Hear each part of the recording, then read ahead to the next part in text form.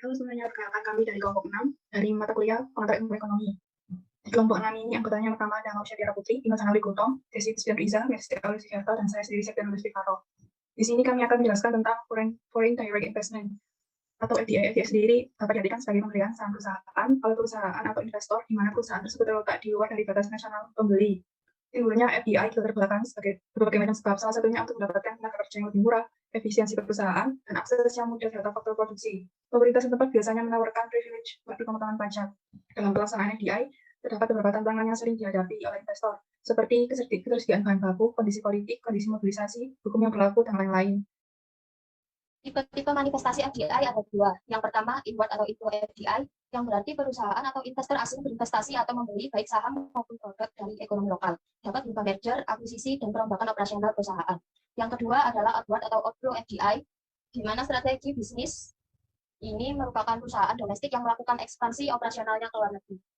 Cara melakukan FDI. FDI dapat dilakukan dengan pertama membeli perusahaan yang sudah ada di suatu negara, atau dapat juga dilakukan dengan cara menyediakan modal pembangunan untuk perusahaan baru di negara yang terkait. Kedua, membeli saham perusahaan.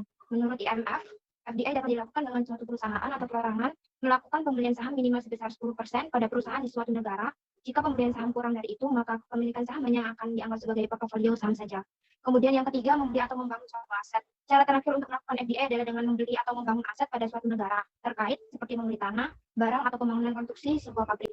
Jenis FDI yaitu ada vertikal dan horizontal. Yang pertama, vertikal adalah ekspansi yang dilakukan oleh suatu perusahaan ke negara asing, namun perusahaan tersebut masih dari negara asal untuk mendapatkan biaya produksi yang rendah, yaitu dengan mengumpulkan bahan-bahan dari berbagai negara dan diproduksi dari satu negara. Yang kedua, ada horizontal, yaitu penanaman modal yang dilakukan dalam bentuk ekspansi bisnis ke negara asing untuk dapat menjangkau pasar baru di berbagai negara yang lebih luas dengan cara membangun perusahaan.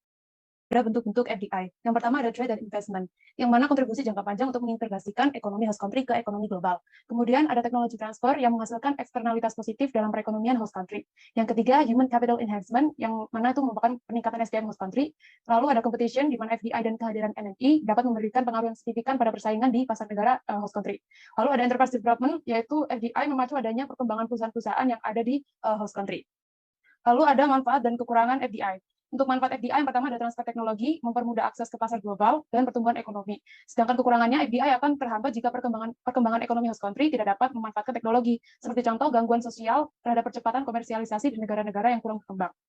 Kenapa melakukan FDI? Tujuan dari FDI sendiri adalah untuk mendapatkan vested interest, di mana hubungan antara investor asing dengan perusahaan dapat terjadi dalam waktu jangka panjang. Investasi satu yaitu investasi KKI incorporate di Pandaan. KKI incorporate merupakan produsen dan distributor produk-produk agrikultur yang berbasis di Minneapolis, Amerika Serikat. Produk itu berasal dari KKI meliputi gula, minyak, kapas, coklat, garam, dan lainnya. Perusahaan ini juga memiliki cabang di 125 negara lainnya termasuk Indonesia. Turki menginvestasikan 14 triliun untuk membangun pabrik di Jawa Timur. PT Sorini Agro Asia Corporindo dipilih oleh Kadel untuk membangun pabrik pembuat mill dan penambahan staf bayar pembangunan pabrik tersebut bertujuan untuk memenuhi peningkatan demand akan padi, pemanis, dan bahan pakan ternak. Selain itu, investasi ini juga merupakan bentuk dukungan dengan menyediakan lapangan pekerjaan baru untuk para petani lokal dengan menginvestasikan 3% pada tahun 2019 untuk mendukung pertanian Indonesia.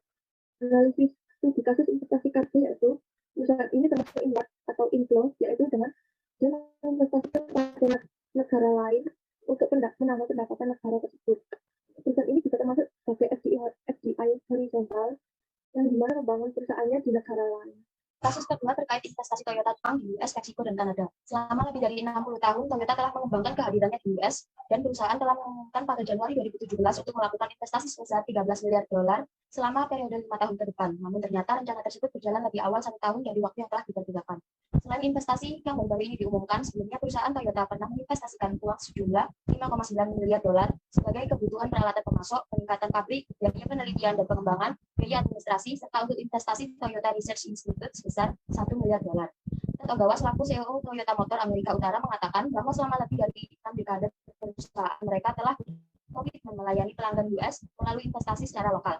Tujuan perusahaan Toyota melakukan investasi yakni untuk memajukan elektrifikasi dan meningkatkan mobilitas banyak orang di Amerika. Dalam studi kasus kedua ini termasuk kategori outward investment karena Toyota merupakan perusahaan lokal milik Jepang yang mengembangkan usahanya ke luar negeri. Juga termasuk jenis FDI horizontal di mana investasi yang dilakukan oleh perusahaan asing ini beroperasi di bidang industri yang sama dengan perusahaan domestik, sehingga perusahaan domestik juga mendapatkan manfaat dari FDI tersebut.